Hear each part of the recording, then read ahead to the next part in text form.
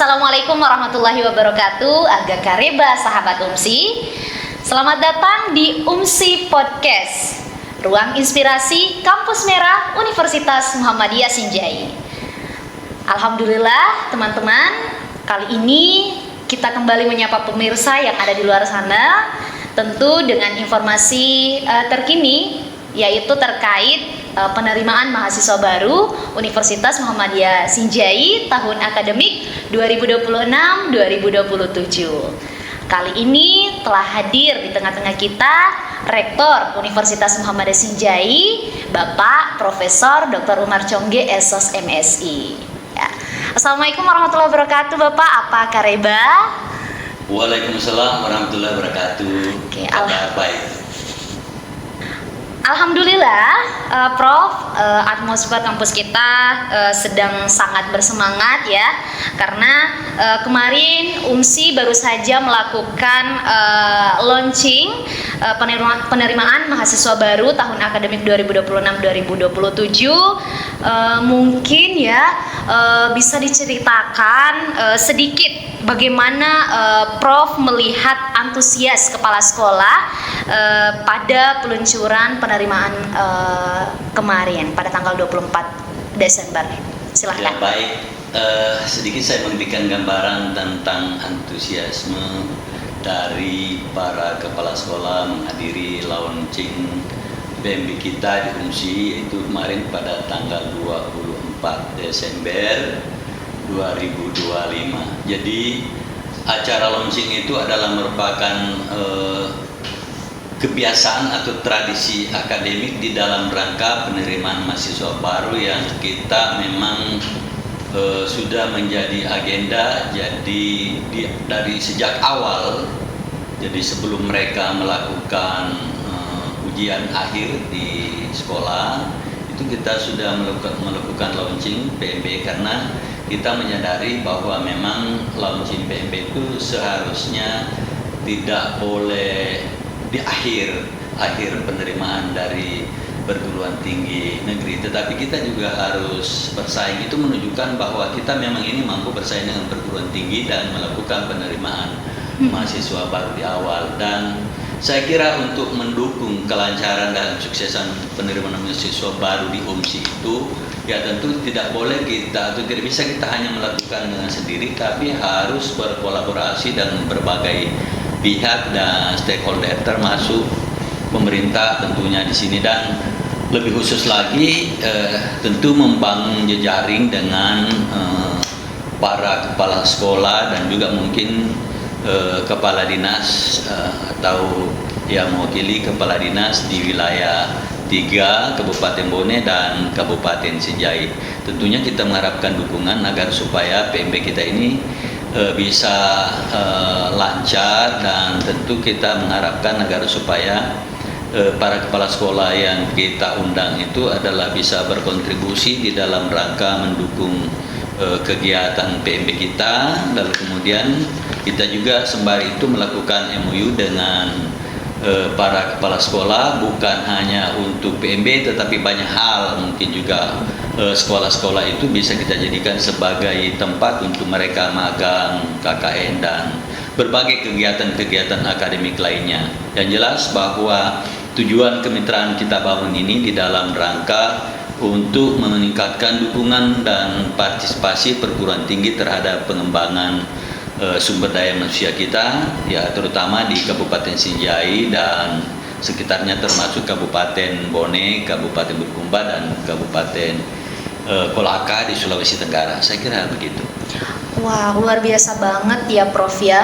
Ternyata selain MOU dengan sekolah yang ada di Sinjai, ternyata UMSI juga MOU dengan wilayah 3 Kabupaten Bone, Sulawesi Selatan. Nah, ini merupakan kabar gembira ya buat adik-adik di luar sana, bahwa ternyata UMSI itu sangat antusias sekali, bukan menerima bola ya, tapi menjemput bola ceritanya. Nah, yang jadi pertanyaan selanjutnya Prof, ini apakah ada jalur khusus ya atau prioritas beasiswa untuk bagi sekolah yang telah melakukan MOU dengan UMSI? Silakan.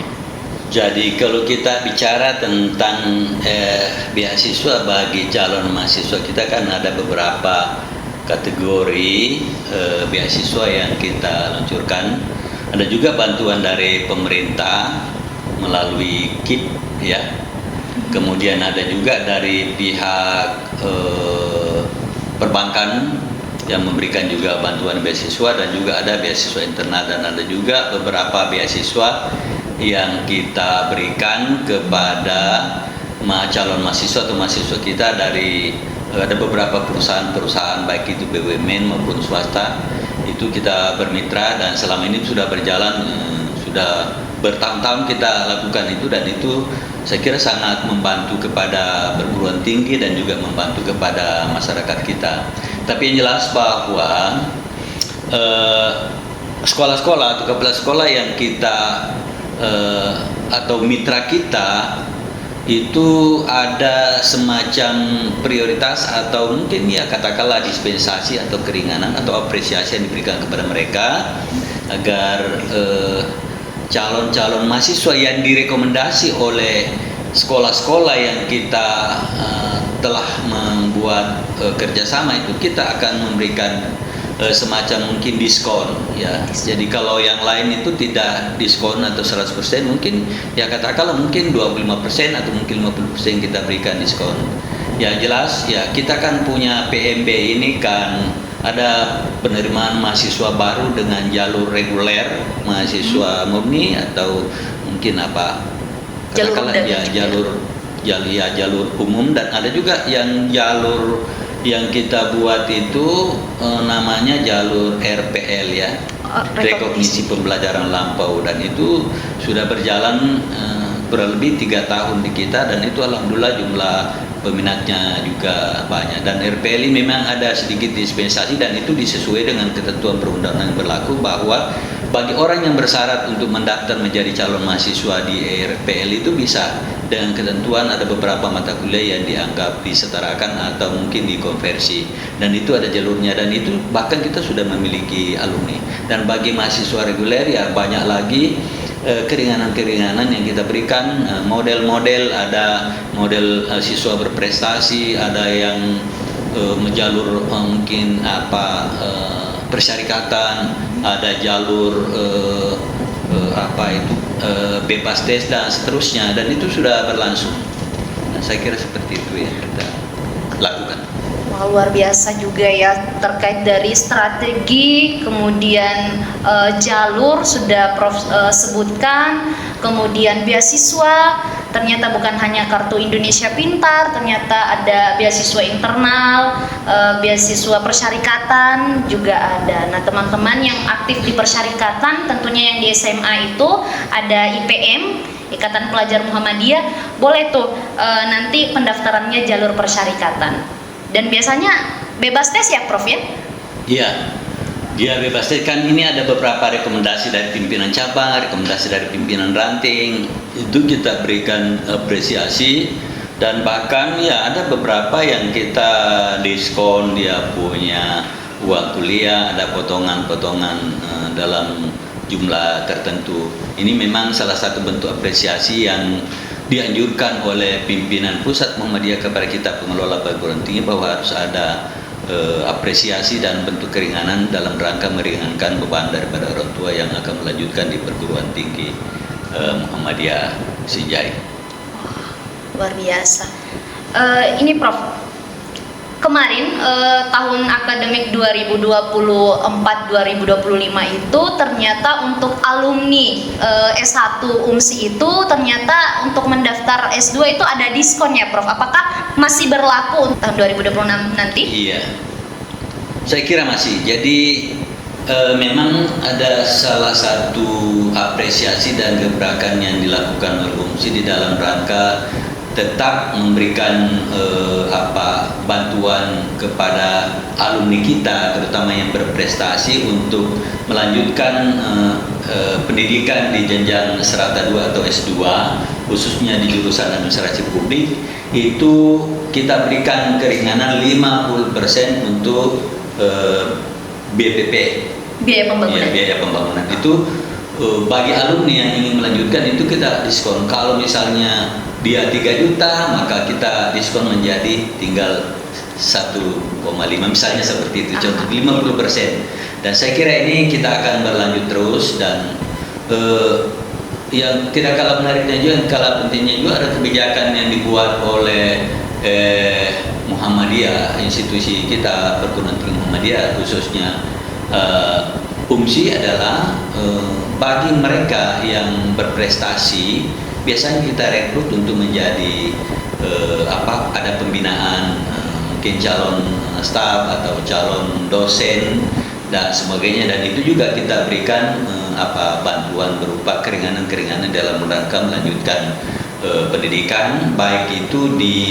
kalangan di dalam kampus maupun di luar kampus, dan itu merupakan arahan dari Majelis Dikti bahwa alumni-alumni yang berprestasi di UMSI itu harus tetap menjadi prioritas dalam rangka rekrutmen calon-calon dosen atau tenaga kependidikan. Saya kira seperti itu.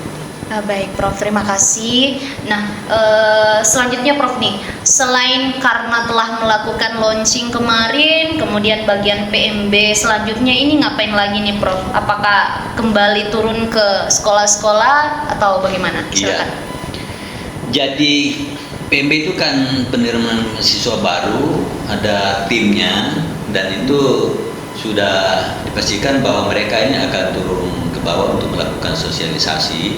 Jadi mereka berbagi tugas di beberapa kecamatan, di beberapa kabupaten, bahkan di beberapa provinsi termasuk di Sulawesi Tenggara itu kita punya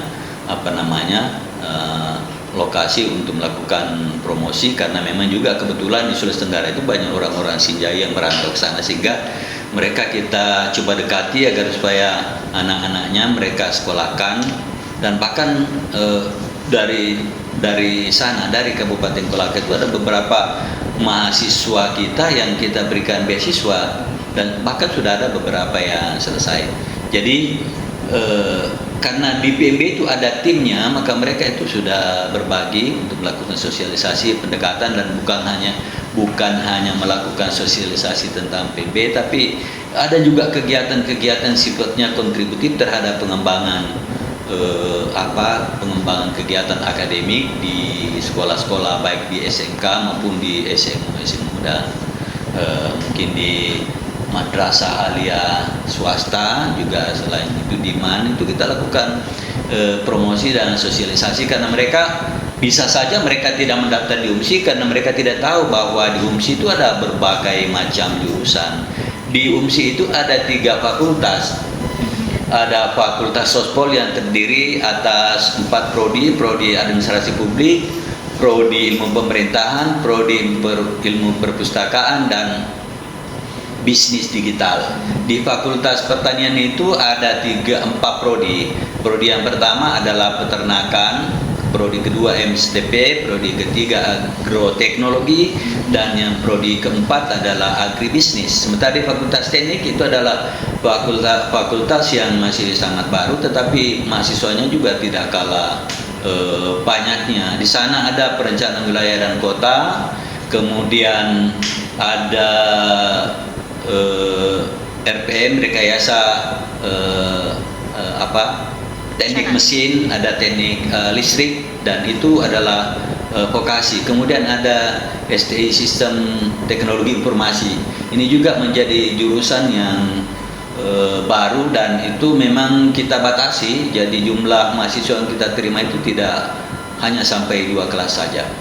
Nah, itu saya kira gambaran tentang prodi-prodi kita, dan prodi-prodi sebenarnya adalah prodi yang sampai sekarang masih prodi yang sangat diminati dan merupakan masuk dalam kategori prodi yang masih milenial, sehingga karena mereka ini setelah selesai ini atau pada saat mereka kuliah ini memang lebih banyak mereka diturunkan ke bawah, ke lapangan untuk praktek magang, sehingga magangnya itu bukan lagi magang yang MBKM tapi magang berdampak. Jadi berdampak kepada dirinya, berdampak kepada tempat mereka magang, dan berdampak kepada kampus. Nah, itulah yang menjadi keinginan pemerintah agar supaya mahasiswa kita termasuk dosen kita itu menjadi pembimbing itu harus berdampak kepada semua pihak, sehingga kehadiran perguruan tinggi termasuk UMSI itu adalah merupakan perguruan tinggi yang memang harus sama berdampak kepada siapa saja. Saya kira seperti itu. Oke, terima kasih atas penjelasannya Prof. Selain harapannya mahasiswa diharapkan untuk berdampak pada dirinya sendiri, tentu harus berdampak pada lingkungan tempat dia melakukan kegiatan. Dan terakhir Prof, mungkin ada yang ingin disampaikan kepada calon mahasiswa nantinya yang akan mendaftar di UMSI, silahkan. Ya, jadi kami mewakili Sivitas Akademika UMSI tentu mengucapkan selamat datang kepada calon mahasiswa dengan tentu diberikan kebebasan untuk memilih prodi apa saja dari 14 prodi itu tadi. Maaf tadi saya lupa bahwa di UMSI juga itu ada program magister pasca sarjana dan itu sudah beberapa alumninya, dan itu juga akreditasinya sudah baik sekali. Ya, betul. Ada beberapa program studi kita yang memang juga sudah baik sekali. Baik sekali, dan saya kira itu kalau kita bicara tentang standar akreditasi itu perguruan tinggi dengan negeri sama saja. Oleh karena itu ya, kalau sudah ada perguruan tinggi di Sinjai yang juga prodinya adalah prodi yang masuk dalam kategori milenial, ya mengapa kita harus ke tempat lain atau mungkin ke Makassar yang biayanya cukup mahal, biaya kosnya terlalu mahal dan sebagainya. Tapi kalau kuliah di UMSI bisa tinggal sama orang tua, bisa membantu orang tua, dan bisa juga efisiensi dan juga ada beasiswa. Jadi saya kira tidak ada bedanya dengan perguruan tinggi lain. Kami juga ini kan sebenarnya awalnya itu S1-nya di swasta, tapi juga sekarang bisa menjadi dosen tersertifikasi, dan saya sampaikan bahwa dosen-dosen kita yang ada di UMSI itu adalah dosen-dosen alumni perguruan tinggi negeri juga, sehingga mereka punya kualifikasi menjadi dosen itu tidak diragukan. Ada yang alumni UGM, ada yang alumni IPB, ada alumni ITB, UNM, UNHAS, dan luar biasa saya kira. Jadi kita punya dosen-dosen juga sudah sebagian besar sudah tersertifikasi. Artinya mereka punya kompetensi untuk melakukan transfer knowledge terhadap calon mahasiswa kita itu tidak diragukan. Jadi sekali lagi kami nanti anak-anak sekalian untuk masuk di UMSI, dan harapan di UMSI kita bisa maju dan berkembang bersama-sama. Kami memiliki komitmen untuk maju bersama, maju perguruan tingginya, maju mahasiswanya, maju dosennya, maju amal usahanya, dan maju semua kita maju bangsanya, maju daerahnya. Saya kira itu yang sempat saya sampaikan.